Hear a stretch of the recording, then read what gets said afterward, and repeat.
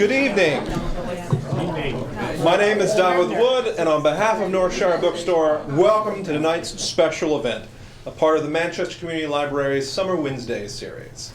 In collaboration with the library and the Manchester Historical Society, we're thrilled to welcome you to 4869 Main Street, from Colburn House to Northshire Bookstore. Please take this moment to silence your cell phones. Tonight's event will be recorded for later broadcast on GNAT-TV, our local not-for-profit community media organization, and a valuable resource for our community. We've got three speakers tonight: curator of the Manchester Historical Society, Sean Harrington; Michael Powers, a member of the Manchester Historical Society's board of directors; and our very own Ed Morrow, co-founder of Northshire Bookstore.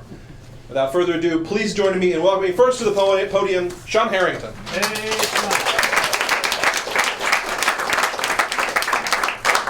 Good evening, everyone, and thanks very much for the introduction. I was going to spend a few minutes. There's a photograph up here showing the Colburn House in March of 1916, and just a reminder, that was, March was 5 months ago, so and we're about 6 months away from that coming in. But I wanted to talk a little bit about the property here, and the 100 acre parcel, which encompassed most of Manchester Center. It stretched from the back of what is today's Factory Point Cemetery to the hill behind Langway, the car dealership, down to Riverside Heights and up towards the rec park. Timothy Mead, he purchased this original 100 acre site, and like many of the original grants, the grantors never set foot in Manchester, and they ended up selling them. But Timothy Mead was the one who ended up purchasing it. And due to the fact that he owned it, he didn't want to sell any of it. So for probably the first 30 years or so, there was nothing here outside of, he built his house on this site, and then he built a grist mill, a fulling mill, a lumber mill. He built also a distillery, but outside of that, he wouldn't sell anything. So for the most part, while everything was happening in the village, the center, or Mead's Mill, as it was known then, kind of just sat there very quiet and maybe a little bit desolate. This picture right here, this actually shows the area. This was taken from the hill behind the car dealership. This was taken, the earliest picture we have is probably either 1867 to 1870. This house right here that I'm circling with a laser pointer, that's the original house. That's actually the house that Timothy Mead built. Across the street here, you'll see this is today's Mountain Goat. A lot of you know is combination cash with a little pass through underneath it. The grist mill here. A large tannery, which is where the Factory Point Town Green is today. This woolen mill was built, and then this large pond right here was where the car dealership is today. We got the Baptist Church up here. You see they originally had spires on top, which were removed, I think, sometime in the 1890s, and then Main Street. And you can see Factory Point Cemetery way over here in the distance. So it gives you a little bit of an idea of what Mead's Mill and later Factory Point looked like. Now, the only time that Mead actually sold any of his land was in 1791, and he sold a little parcel of land to the Baptist Society, and it was where the four corners came together over near the cemetery, and he sold it to the Baptist Society with the other proprietors, and it was for them to build their meeting house and to establish a cemetery burial grounds. And for many years, Center Hill was known as Meeting House Hill. And it wasn't until 1833, when they built the Baptist Church across the street, that anybody had any other ownership in the area. But of course, he died in 1802, and his heirs couldn't wait to start selling the land. So that was the year, as they started selling off the land, and it really wasn't until right around 1820 when Myron Clark came to town. Myron Clark was originally from Rupert. He's the one who established the large tannery, the mills, and with his son Augustus, on the site of the current town green, using the West Branch as the water power. Myron was also a prime mover in the building of the Western Vermont Railroad. He held several local, county, state offices. He was assistant judge for the county court in Bennington, Vermont, member of the governor's council, and judge of probate. And they wore a lot of hats back then. He was married to Laura Galusha, whose uncle was Jonas Galusha, the governor of Vermont from 1815 to 1820. Now his home that he built was Gringo Jack's today. And his son Augustus built his house a little bit further down the road, which eventually became the Landmark Gifts House, which was removed in 1964 to Landmark Lane, and it's where our Walgreens is now, or Rite Aid, and before that it was Grand Union, for some of you. His son Augustus married Jane Munson, related to the Munson family of, let's see, what is that building now? It's owned by, it's UGG now. And Augustus and Jane were the grandparents of Harris Whipple.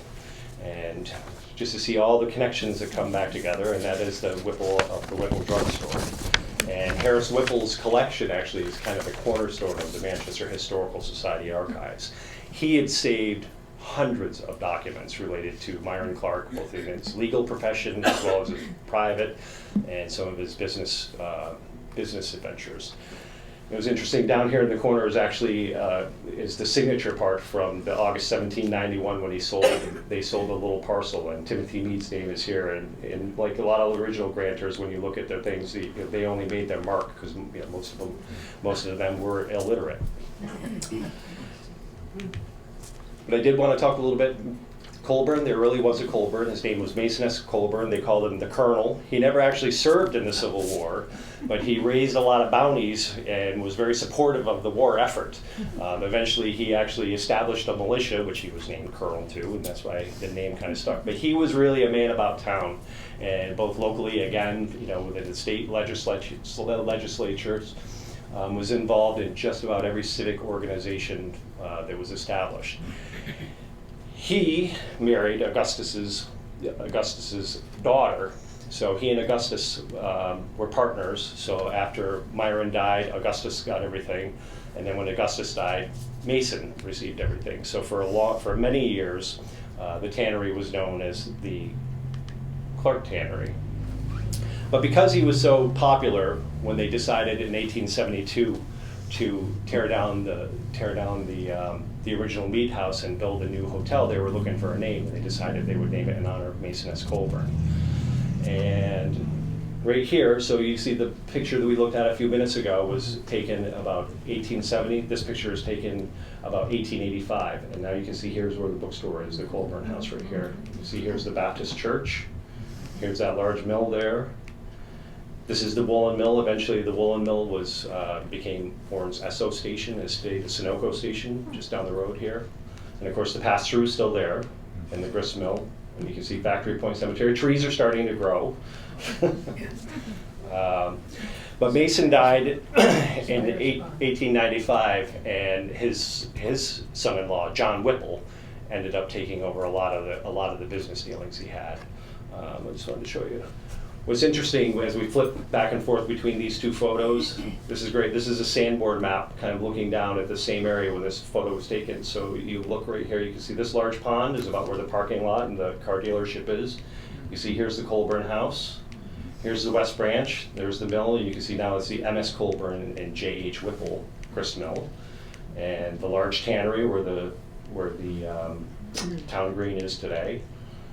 And you can see these little bridges that cross by the dams, and as you know, they're trying to put a pedestrian walk across and I was laughing when they were telling me about it. I said, this has already been done once. And you can, whoops, actually let me back up one more. And you can see one right here going across. I know it's probably a little bit difficult to see, but if anybody stood over on the ledge by the waterfalls and picture a little walkway going across there to the back of the grist mill, they would have been hardy souls to cross it. This is looking back towards Factory Point. Now you know why they called it Factory Point. This is from Center Hill. This dam right here was called the BB Dam because there was a chase that went down through here and powered the BB Marble Mill, which eventually became the Sirloin Saloon. And actually the turbine that was in there was rescued and is actually on display right at the entrance to the River Walk. But over here you can see there's a woolen mill. You can tell by its spires here. This is the back of Mountain Goat. And then you can see all these buildings are gone today. The foundations are still there. If you go down to the River Walk, you can see the foundations. But this gives you a little bit of an idea. And of course, all these buildings are gone now. This is looking up Main Street from the Colburn House, about 1790. Right here is this is the Heinel House, and now where Heinel's is before they put the addition on. This is Esterbrook's Opera House. This is the Opera House that burned down in 1893. This is this is Ed Campbell's law office here. These buildings actually burned down a few years later. Fires were quite prolific in the area. But when Esterbrook's burned down, I was talking to Michael Heinel, and he said he read his grandfather's diary. And Heinel started in the upstairs of what is up for breakfast today. And in his diary, he had written about the fire, and that it had nearly melted the windows in front of the building. And probably the only reason why it survived was because it was made out of brick. And I'm not really sure how Heinel survived, but it certainly did. The quality wasn't there. The quality was not there. But 1896 is when they built the bank building, which is Factory Point Place today. So by the 1890s, you know, a lot of the mills had become dilapidated. This is actually the tannery, and this photo was taken about 1898 or so, and you can see the stack was still there. This is actually the back of the bank building, but you know, the tannery itself had completely fallen into ruins. Mason S. Colburn, even though he was a very good guy, he couldn't fight the fact that all the milling operations had moved to the larger metropolitan areas, and this just wasn't able to stay afloat. And of course, as things developed in the village, they didn't want the next little ville over to be called Factory Point, so the move was made to change it to Manchester Center, which they started in the late 1880s, and by 1895 it was officially called Manchester Center. Where did that name come from? What's that? Why did they pick Manchester? Because it was Manchester Village. The whole area was called, but they had the little villas. And this, we'll fast forward to, so this is probably around 1918 or so. So we're looking still again down from the hill. That was a very popular place to go up on the back of that hill. When I first started seeing these pictures, I never even noticed there was a hill behind the car dealership. But there is, and that's where the photographers would go up there and take their pictures. And you can see they turned, you know, the large mill pond is, now there's some cows grazing down here. You can see the corner of the bookstore right here, or the Colburn House, and there's the Baptist church. You see the trees have really grown up, and you can kind of glimpse a little bit of the Norcross West marble mill, which was on Richville Road, which was built in the early 1900s and was there till the 1930s. And one of the things I want to point out here is this little building right here. And this is the old engine house, which was basically sat right out here in where the rotary enters into the parking lot. And then you notice, we can tell this is after 1912 because the marble bridge is there. And the marble bridge, this was taken about 1914. After the marble bridge was installed, that's all. So the swimming quarry, this is all Dorset marble that's there, and some of it does remain after they did the expansions. They expanded it twice after this. This little intersection out here has always been a little bit of a nightmare, as you can imagine. There's the engine house from a different point, and when they opened the marble bridge, President Taft was in town, and Mike Power's great-grandfather, sent an invitation to Mr. Taft to please come for the opening ceremonies, and he wrote back Mr. Shaw, politely declining that his business would take him out of town, but thank you very much for the invitation. And then the engine house, they decided they didn't want that there anymore, so they picked it up and they moved it up to Adams Park. So this is it going up Main Street, and there's the Heinel's house right here. And you can see they brought it up, and it sits up at Adams Park, and it was the firehouse until 1966 when they opened up the new municipal firehouse down where the outlet stores are, where J. Crew and that. Actually, I think a couple of them are empty, but. So the Merchants Bank sits on fill because right there's here, nothing this is there. all That filled. was a huge hole. It was a big hole, and from what I've heard, I think it was Bill West told me it was great sledding in the winter. You sled right down. A little too steep. Guy named Pat Whalen filled it in. And I just had to dispel one little bit. So if you go over to Langway, which was handy, you sit in their waiting area, and there's a huge picture, and they say the Colburn House livery, which is a great picture of the livery, and it is in Manchester. However, it's the Purdy livery, which was on Union Street, about where the Equinox golf course, where their clubhouse is today. And this is actually a picture of the livery for the Colburn House. And you know, having a good livery attached was a big selling point for the Colburn House, because they could just go right down to the depot and pick you up and bring you up and put you up for the weekend. And the Colburn House was really the center of activity. You know, the third floor had the dance hall, Ed was nice enough to bring me up there a couple weeks ago, and he even got to go up on the roof, which the views are fabulous. But up on the seeing the dance floor and just imagining all the gatherings they had there, the GAR, which was a predecessor of the VFW and the American Legion, they met there on a regular basis. All the fundraisers and everything that they wanted to do, all the charitable events, all took place at the Colburn House, because this was really it. Here, and then the Union Opera House, which was on the second floor of the bank building. So Ed, maybe you could turn that back into a little dance. No, just kidding. So it was interesting as I was doing the research, and I just wanted to give kind of a 30,000-foot view of what was here before we get into the kind of the fun part of the history. But when it was built in 1872, it opened in April 1872, and the proprietorship turned over about every year and a half. And there wasn't any, I haven't read any commentary of what the problem was, but there's a long list of people who was here from 1872 to 1873, 1874 to 1876. And it went on and so forth until the Bond family took over in 1905. And it was Frank Bond, and he was the first one who had a long tenure here. And he actually was a proprietor of the Colburn House until he died in 1947. And then his son Charles took over. And his son Charles is the one who sold it to Alex and Margaret Ott. And that was in 1951. And then that ushered in a whole new era. And thankfully and luckily, we have somebody, Michael Powers, who grew up just down the block on Bonnet Street, who's going to get up and talk a little bit about his recollections of being at the Colburn House. I only lived a half a block. And my great-grandfather owned the Combination Cash, and all my relatives owned businesses on Bonnet Street, and all the relatives lived up there. We owned everything practically. It was a great place to live because we had cousins, aunts, uncles, grandparents. It was unbelievably fun. And the business district stopped right about here, except for Shaw's Furniture Store, which eventually became Brewster's Furniture Store, which eventually became a stove store, which now is P&F Appliances. But it's still, it's still there. And Sean's talk makes my head whirl because the mill on the other side of the Battenkill here, the West Branch, when in the 50s was Powers and Bourne Garage. It was an Esso station.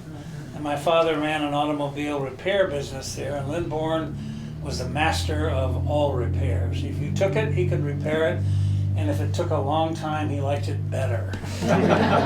He was a tinkerer. He was Rube. What's the guy's name? Rube. He could invent anything. Anyways, I spent my life on this street with a group of kids, and nighttime we were playing hide and seek and doing all this stuff.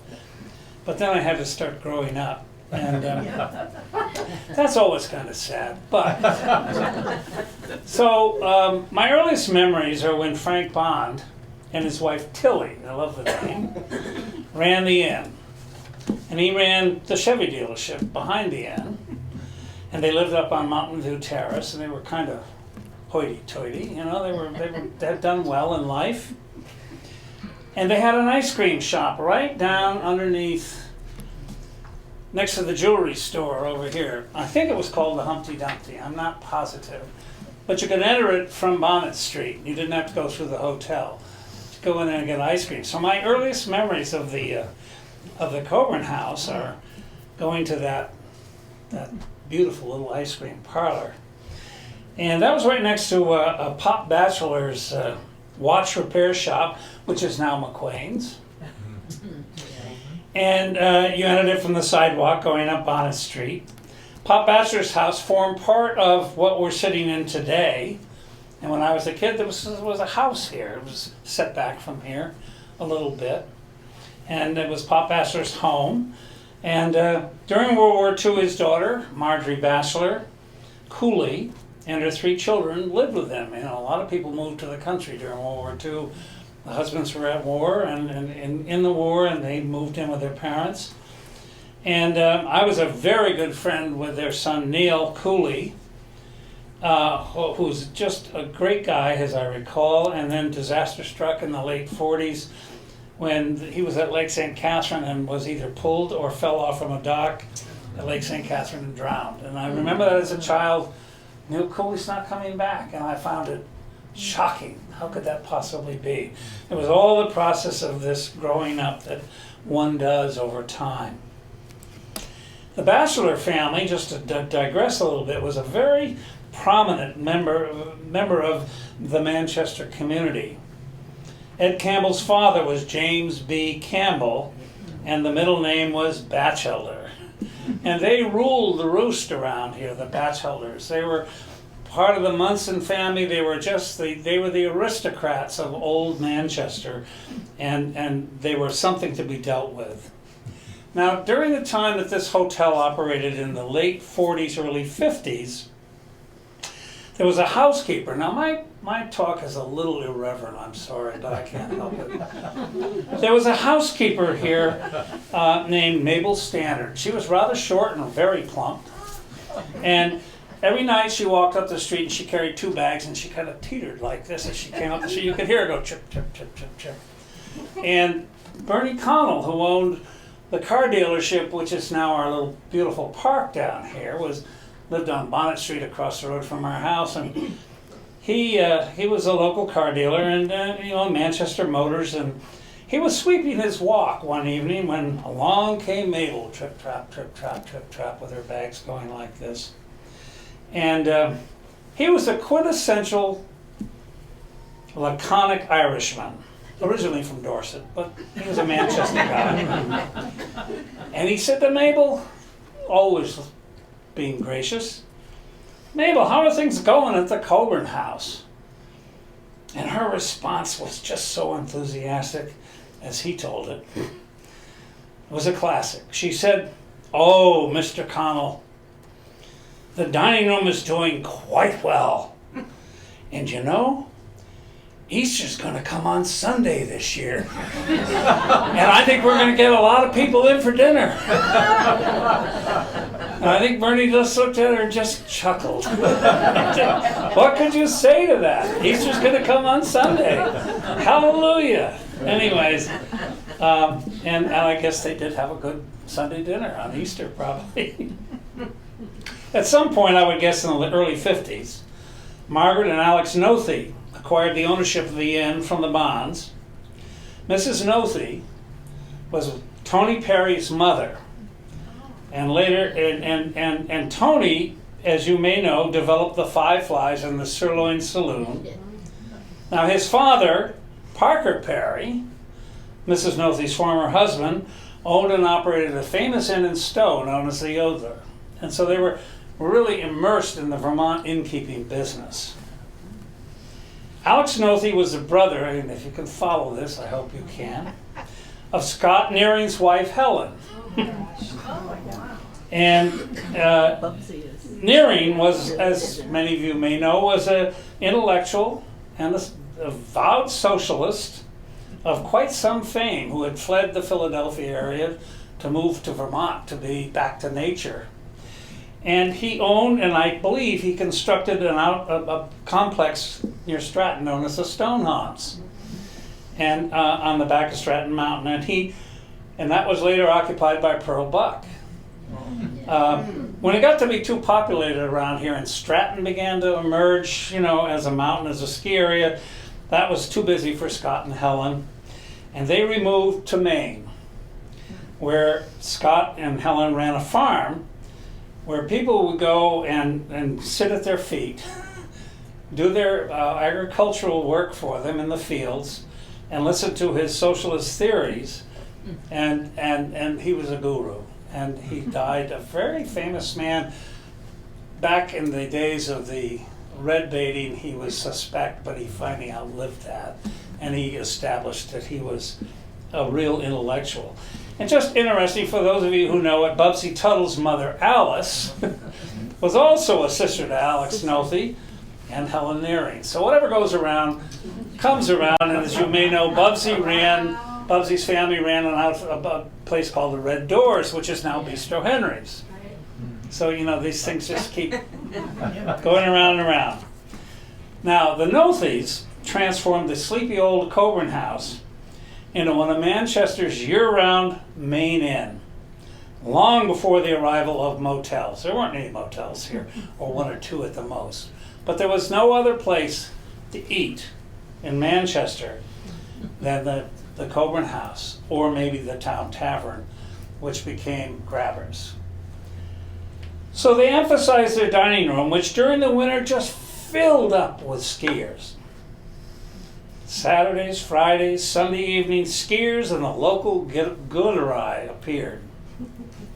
Vermont had blue laws in effect at the time, and that prohibited serving alcoholic beverages on Sunday, except if you ordered a full-course meal.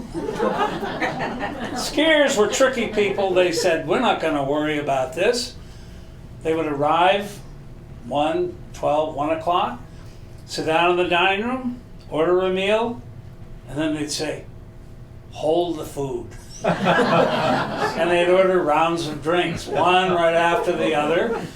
And maybe at 3 o'clock or so, they said, are you ready for the food? And then the food would come, and they then would consume that with their full meal.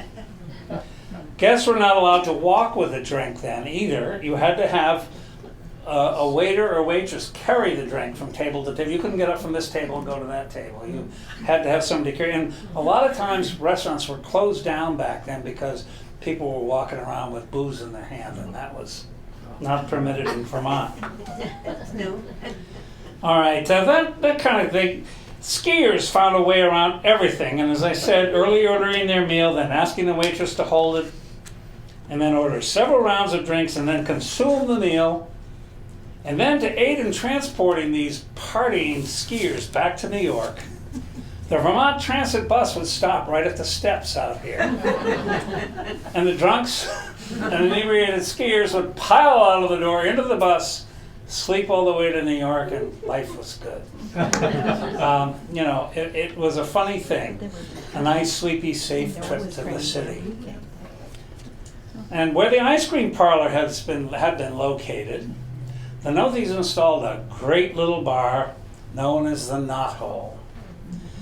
It had barnboard siding walls with knotholes and green vinyl covered booths that squeaked, Formica covered tables, and it was Manchester's favorite watering hole. And also the Nothies added a new room for dining called the West Room, which came off the dining, was a flat roof that extended the dining room, and that was quite a nice place to have your dinner if you got in the West Room. Now, guests who ate lunch at the Colburn House every single day, there were a bunch of regulars, and I can remember them every single work day, including Kathleen Horton and her husband, Bill Coombs, who owned Horton's Hardware, which is now Polo's. They ate here every single day. They had their lunch. And along with that would be Dick Miles from Miles Lumber Company with a paper in his hand. Chris Schaefer from Factory Point Bank.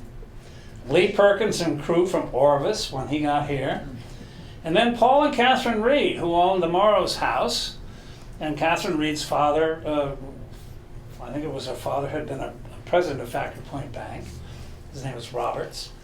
And she and Paul ate here 7 days a week. And when the hotel was under reconstruction and renovation, Mrs. Nothey made arrangements for them to come down for their dinner, because they just, where else were they going to go? It was amazing. Now, when I worked there during the 50s, I was a busboy, and the dining room is a busboy. The bartender was a guy named Al Ouellette, Tommy Ouellette's father. Some of you know Tommy. He has a Manchester business mowing lawns and plowing. And Al Ouellette was a very famous bartender. He was terrific. Funny little short French-Canadian guy.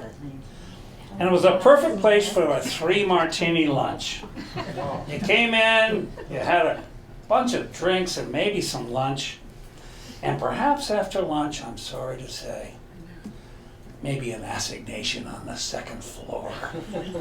We were all aware of this. People would disappear and then they'd reappear. Where had they been? My imagination was quite with it at the time. And the waitresses working in the dining room were Lil, the Pill, Hebert. She would trip all the time carrying trays, which wasn't too good.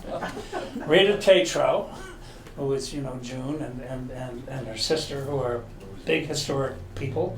A gal named Ruth Connors Smith from East Dorset, and then a very thin, nervous woman named Hazel, whose name I don't remember, but she wasn't one of the team. She was always kind of outside of things. I was a busboy. I cleared tables, carrying impossibly large trays loaded with food and then dirty dishes. And the boys from Ormsby Hill, which was a home for people from the city who came up here to go to school, they managed the dishwashing. Kay Curtis was the chef. That's Jimmy Curtis's mother. She was terrific. And she was a member of the famous Zulo family who owned Gringo Jack's. Whatever goes around comes around. They were all cooks. Filomeno, Kay, they were just all great cooks. And we all gathered at 5 p.m. for a staff meal. We were firmly warned to stay away from the prepared shrimp cocktail and heavenly chocolate brownies, but we didn't pay any attention to that. And then a padlock appeared. We were cut off from our very best. Saturday night was the busiest night of the year. It was the only place to be at the Colburn House. Mrs. Nothey stood at the dining room entrance with a big clipboard and with names and reservations, and she admitted guests, depending on who they were and where they were from and whether she knew them. Didn't matter whether her name was on the list or not. She and Mr. Nothey, who was very slow, he was a very slow guy, walking and everything. He would try to help out in the bar, but he was so slow, Adelette would kick him out and say, go away. And I was observing all of this. Now, this is a little irreverent. Mrs. Nothey frequently enjoyed beverages, or two, or more. And unfortunately, as the night wore on, she developed a good deal of flatulence, which she always blamed on the rest of the help. We objected to that, pushed back, but she just kept smiling like that, pointing her finger. Now, for a young teen from Bonnet Street, this was pretty heady stuff to watch. I was 13, 14. Watching all the hoi polloi making eyes at each other, sneaking off for quick caresses and kisses. Frequently on my way back home after the dining room closed, in a snowstorm usually, a lot of times it would be in a snowstorm, I'd come upon these spirited lovers being affectionate in dimly lit doorways on Bonnet Street. Hi. It was something else for a young boy. It was rather titillating, frankly. Now, the highlight of the dining experience was the famous relish tray on wheels. It was this awful two-tiered relish tray with carrots, relish, celery, cottage cheese, some old rolls, spiced apples. And the hope was that people would fill up on this and forget their dinner, which worked beautifully. Where's the relish tray? Oh, wheel it over. It was wonderful. They swallowed it hook, line, and sinker. And the best food that they served, which they filled up on after the relish tray, was the main entree of the day was a patty of chopped sirloin, which was called grilled chopped sirloin. And everybody ordered it. All it was a hamburger with hash marks in it. But they paid extra money for it because it was very special. And it had a little char on it. Catherine was really good at that. I think the profit was high. Now, in the late 50s, the Colburn House booked Louis Armstrong as a guest. And he received the keys to the city on the front steps, actually from my great uncle Clyde Bryant, who was a selectman at the time, and later played a terrific concert at the Southern Vermont Arts Center. Mike, I think, he wasn't allowed to. I'm going to get to that. Yeah, that's all right. I'm sorry. Obviously, segregation was not only practiced in the South. Armstrong was not allowed and not welcome at any other Manchester hotel. Equinox, Wilburton, Worthy Inn, which were the main three, wouldn't let him in. So Mrs. Nothey graciously brought him in, and that's where he got the keys to the city, and he was a gracious man and didn't let it affect him, and gave a fabulous concert, which I attended. Now, after the Notheys retired, various owners came in, including the Barnes and the Lyons family, and they all took over with the best grandiose ideas and tried all sorts of various themes to revitalize the inn. But now there were motels everywhere, new sleeping places. Stratton had many accommodations on the mountain, and the time for Manchester in the ski season was a little thin. And Tony Perry, interesting enough, his operation, along with the town tavern, which is Grabbers, siphoned off the bulk of the dining business. So the people didn't have a chance when they came in. In its last day as the inn, one of the few remaining loyal luncheon clients was a woman named Oma Gewart. Oma Gewart was a house mother at Dobbs, and at school at Dobbs Ferry, and she was the biggest gossip that ever lived in Manchester. And the lobby had big leather chairs in it that were old and seedy, but they were kind of nice, and you could kind of disappear into them. And one day she was sitting in that lobby, complaining about cigar smoke from the only permanent resident of the inn, who was Doc Mullins, who was the local pharmacist at Whipple's. He was a little funny bald-headed man with a big Packard and a great big cigar. And he smoked it all the time, and she would just bitch over and over, "Get that man out of here!" But you know, it was their only permanent resident. So, at any rate, as they both sat there waiting for the dining room to open, a lolly column in the basement broke. And the floor sunk between 4 and 5 inches, like an earthquake. And to tell you the truth, the water in the basement had eaten away at the steel, and that's what was going on. And this was the real beginning of the end. You know, I mean, who's going to stay in a hotel with the foundations giving way down in the basement and everything? And then a couple of people bought it, or an outfit bought it, and they tried to revitalize the dining room by operating a nightclub. Well, a nightclub type of operation, music and pub food, I guess we call it today. But the Roundhouse had emerged, and other restaurants were in town, had bars, and the Colburn House was just not working, and it just began to sadly idle, deteriorating. It sat empty for a time. And from there, Ed Morrow and family can pick up the story with a terrific vision that transformed the Colburn Inn to today's Northshire Bookstore. Yeah. Who would have thunk it?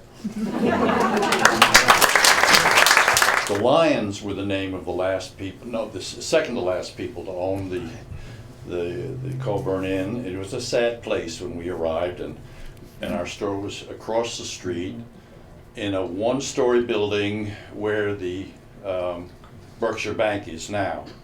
The Factory Point Bank bought that building from us and put up the building that's there now as an annex, and that's where the Berkshire Bank is. We were there, and we'd been very well received by the community and needed to expand. And the Lyons had sold the inn. Let's see. Actually, our son knew the inn pretty well, Andy, because he went to school with the Lyons boy. They were the same age. Yeah. And they sold it to, I think it was a Dutch couple in April of '81.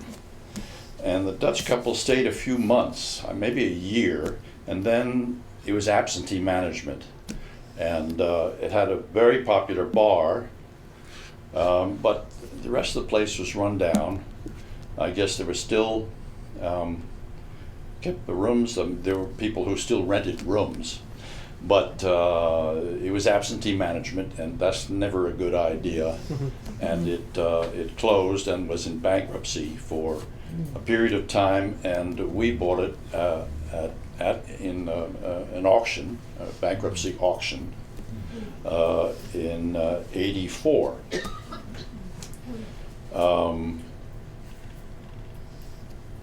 And then I made the mistake of deciding to be my own general contractor.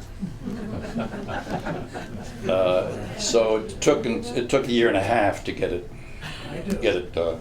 renovated. It turned out to need a lot more. Mike has already hinted at what he discovered when the architect Tim Smith, who works out of Bennington, sent the structural engineer in. It turned out we had to gut the place. And put new footings in, many new footings, new posts.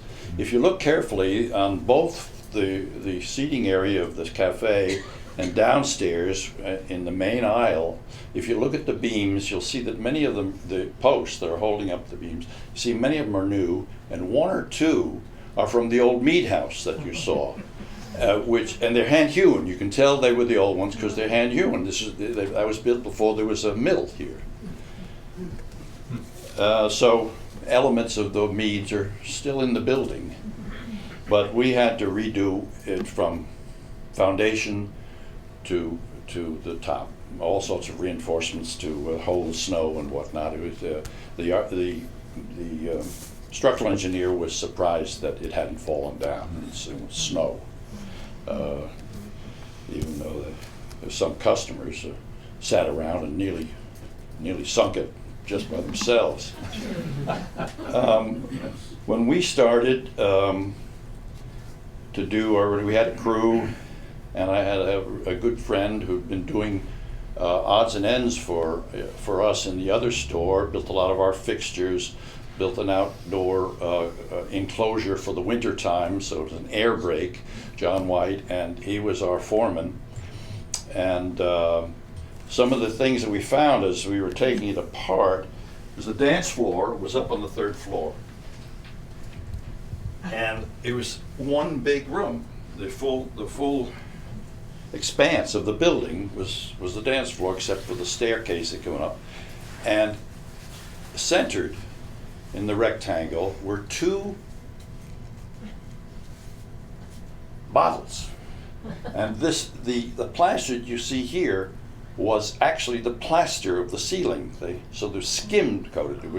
They were built to just sit up there. I've asked everybody I've ever talked to who might know what the reason for this was. And it's ideas from keeping the sound down for the dance floor, something to do with the ghosts, and because it was supposed to be like that. a haunted place. We lived earlier in a building that had a book written about it because it was haunted. But with Barbara and I decided that ghosts just don't like us. We're friendly people, but they never came around for us. When we were in construction, Tony Perry came around and said, take me up, and I want to see my old room. So what is now our staff kitchen, a little kitchenette and sitting area for our staff to have was Tony's room. He knows how nostalgia is. He said, "Oh, you should have seen the posters I had up on that wall, all cars, and this wall. Whoa, lovely posters." And the part of the indication of the changes that had happened over the years, we turned when we changed it. The downstairs became the bookstore. The 2nd floor we turned into offices, and we had 2 or 3 people renting them for a few years. And the 3rd floor was a loft apartment, a very nice, large dining room, living area, kitchen, and 3 bedrooms. This was Chris's room. This was our son Andy's room. And around here they had their own bathroom.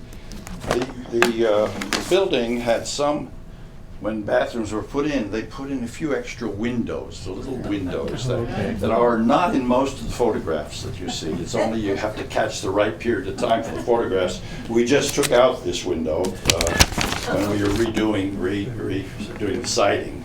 so that it was returned to some level of authenticity. And the renovation, as I said, was taking a long time. And you know how it's, those of you who've been involved in any renovation, any building, you know how it slows down towards the end. Progress is real fast, and then when you get to the finish work, it just slows down. We weren't getting open, and the Christmas season was arriving. And Mike mentioned the park over here, which had been a car dealership. Well, there was a contractor here at the time named Steve Thurston, a very fine contractor. And he was the guy who was the prime mover in getting people to raise funds and turn that into a park. Well, I was having drinks with him one night, and he said, "How's it going?" He said, "It's not going well at all. I need to be bailed out, you know." And told him all the woes that I was having. And he pulled his crew off 2 houses, came in 10 days, and finished the whole thing. Really saved us. It was good.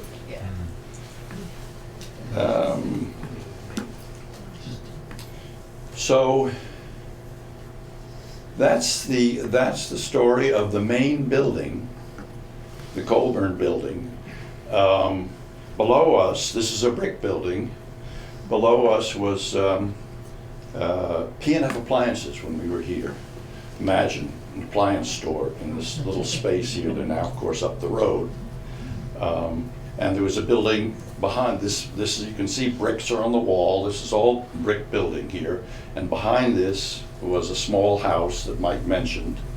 And the book business was going through a phase where the chains had come in and taken over the book businesses in the malls because they could deal with the mall owners better than independents could. And but independent booksellers were eating their cake. There was a resurgence of independent booksellers growing larger and opening small cafes adjacent to the store, and we knew that we had to do that too, and began wondering, you know, how we could do that, and finally decided we were going to go for when Chris came back and agreed that he would take over from the store and run it, because otherwise we were considering selling it or to the staff, or we didn't know what we were going to do with it. We were very lucky to have somebody competent to do it. When he agreed to do that, we started looking at ways to expand, and we made some designs and worked up a budget, and then we had to find some investors, so a bunch of local people helped us raise funds, and then the bank, Factory Point Bank, gave us a giant construction loan, which was turned into a mortgage, and we built the addition. We tore down the house that was back here and built the addition. And here's what, I don't have any pictures of the renovation of the old building.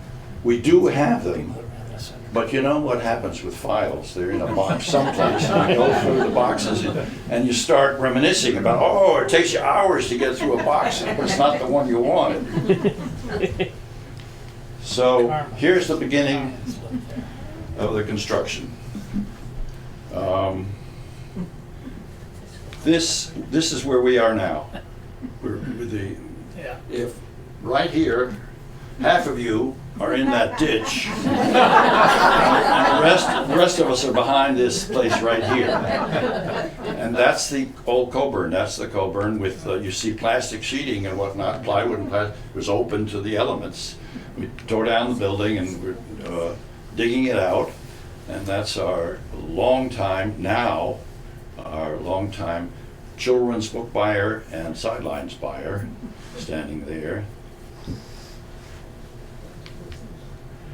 And here's the room that we're in. That's it. I exposed, and there's the church spire behind it. The chimney is still there. That's the chimney for the Wayne McWayne's jewelry. Now, there's the same building and the Colburn with torn open. That's the old Colburn, and this was the annex Right. that was built on. The And West Room. yeah, and the west room is one Over story there, is over yeah. here, and this is a retaining wall where our dumpsters are now.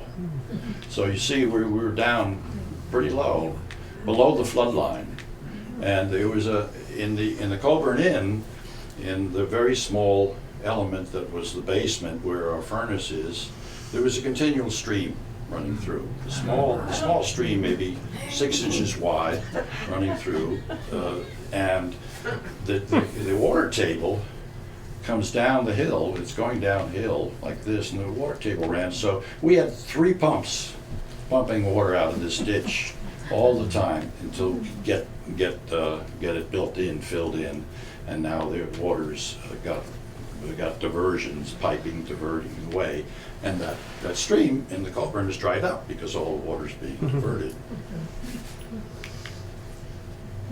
That's the Colburn, the back of the Colburn facing north, facing us, and you can see how open it is now. And so we're in a room on this floor at this level.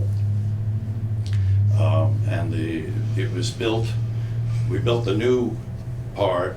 It was sort of half steps, so none of the floors match. So our elevators goes to 6 floors. I think it's a 3-story building, but it's a 6. That's perfect. So there's the basement is where is our the basement is our storage area and receiving, and here's the first floor, and the cafe is behind there, and we're sitting up here, and we still haven't connected it. Now we're going further. This is from the roof up here. This picture was taken up here. The church is behind us, and you're looking at the floor that's right up here, with the central stairwell. Oh, okay. Same shot, a little bit more completed, and there we're going. We're making progress. This is from the parking lot, and this is that's the west room, Right. the restaurant. And Tony Perry's room was right there. Here we are, look on the roof with the parapets built. Almost done. The retaining wall is here, and we had the stone built up, dry stone goes way along here, and there it is. Chris's brother. Yeah, this was built by Chris's brother-in-law, Cameron. Chalmers, Carrie Chalmers' brother. And you see, there's that window up there. If you look now, it's not there anymore. When we redid it, we took that away, and that's basically the story of how we got to where we are today.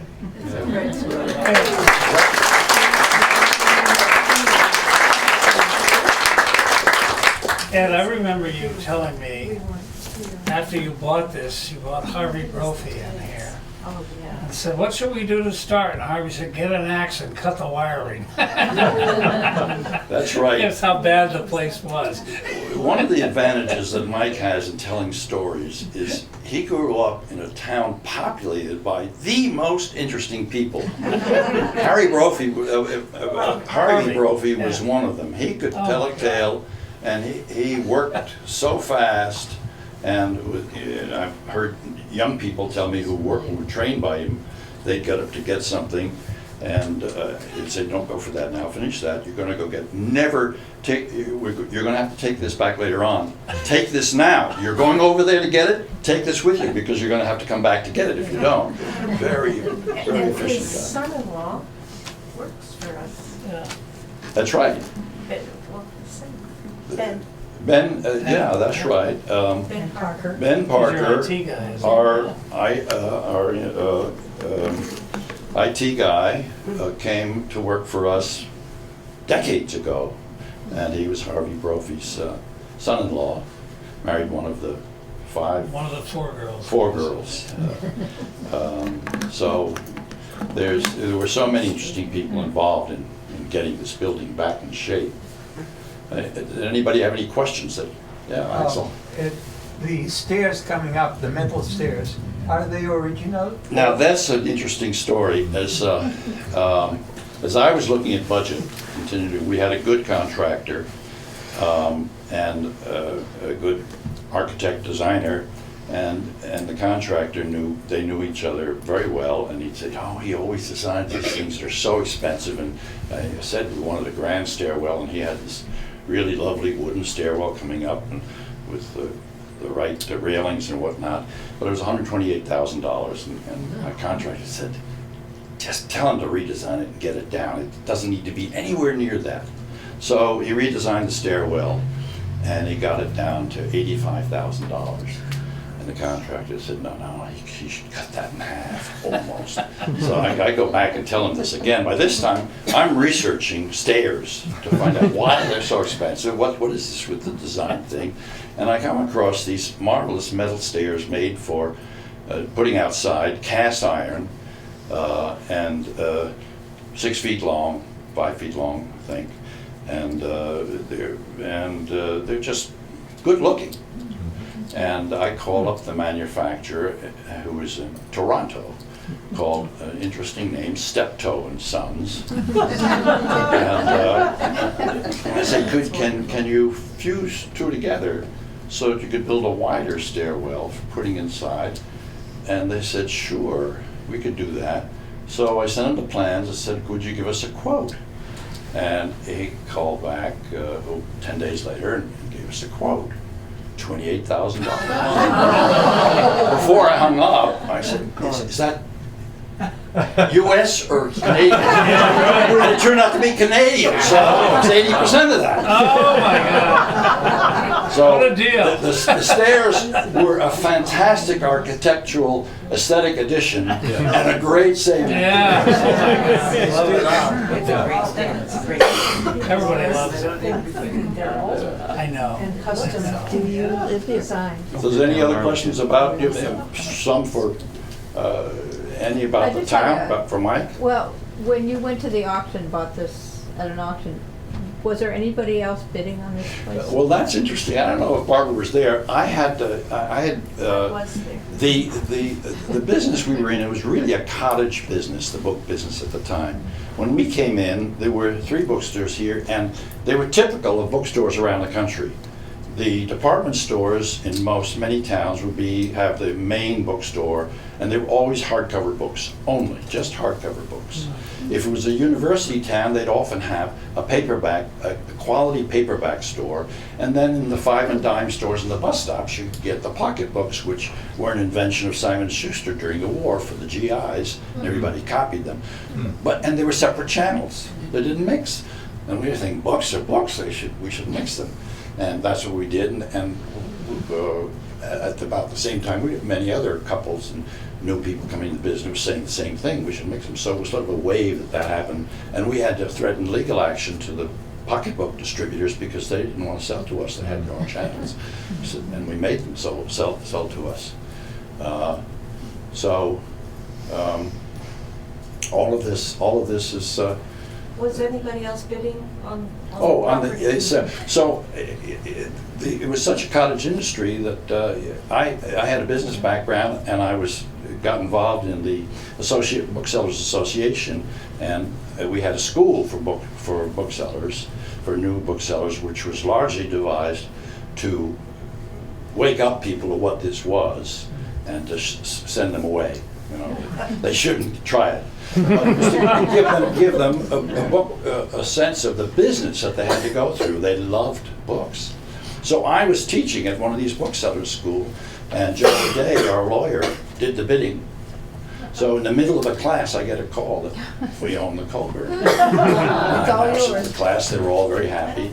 And another thing. You were that- the only one that had any guts. Well, I have an idea. But Vision. you know, it's a great lesson about change. We're going through, as a culture, we're going through enormous changes, and people just don't like change.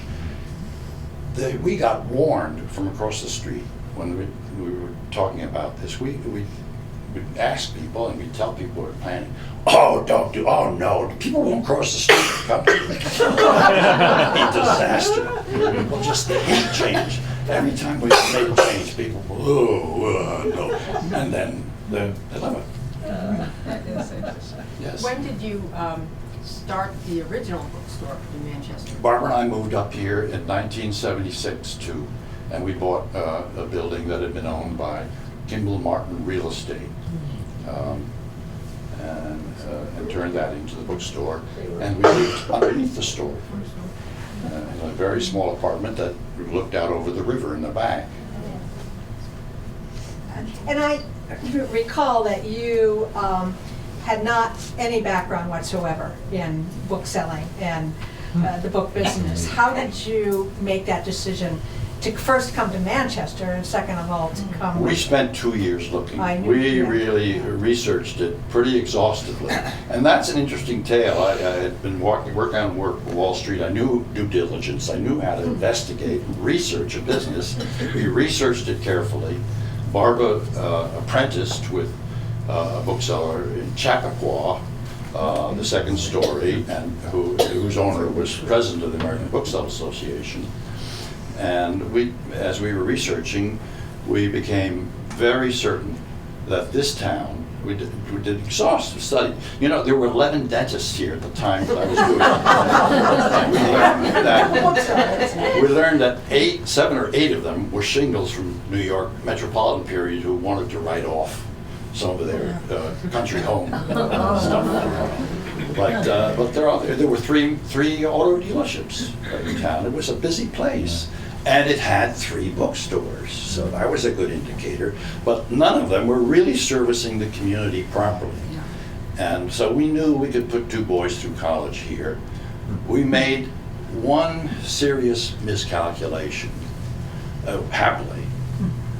We were successful and well received from the very first week. And for the first 2 years, we just busted all of our projections. It was way off the charts. What we weren't able to see is who was living up in the surrounding hills, the level of erudition, of smarts, of the need for books, and of wealth. It's all right here, and it continues to be. We live in a very special community, and that's the community that made us successful. We just listened to what they asked for. In your renovations, did you encounter historic preservation issues anywhere along the way, or not? We considered doing historic preservation, going for historic preservation advantages, subsidies and whatnot, and looked at that pretty carefully. But the strings that are attached to that, the restrictions that are put on you are so severe that we decided we'll try to make this as authentic as to what it looks like as possible. And we said to ourselves, you know, a building like this, we're just caretakers. We don't really own it. The town owns it, and we gotta keep it the way it was. And you know, Bill Drunsik has done us a great favor by preserving the Factory Point Bank building. It's a great. These buildings really make a community. They do. Well, thank you very much.